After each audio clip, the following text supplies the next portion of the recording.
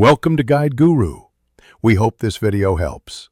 You'll start by ensuring you have admin rights on the HP laptop, because removing accounts and apps needs elevated permissions. Once done, close Microsoft Teams fully, right-click the system tray icon and select Quit. Check Task Manager for any lingering Teams processes and end them. Now open Windows settings with Windows+I, navigate to Apps, then Installed Apps. This gives you control to uninstall the desktop client safely, which is the first tangible step in removing a Teams account from the machine.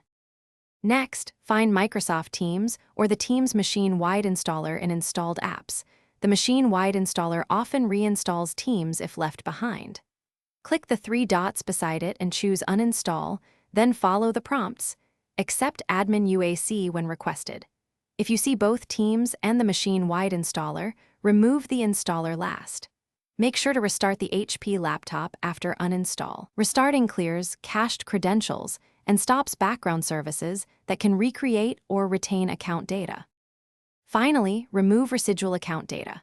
Open File Explorer, paste %appdata%\Microsoft\Teams, and then %localappdata%\Microsoft\Teams, and delete those folders to remove caches and tokens. If the Teams account is linked to your Microsoft account on the device, go to Accounts in Windows Settings and remove that account or sign it out. If anything goes wrong, reinstall Teams briefly and uninstall again, or open Credential Manager to delete saved Teams credentials.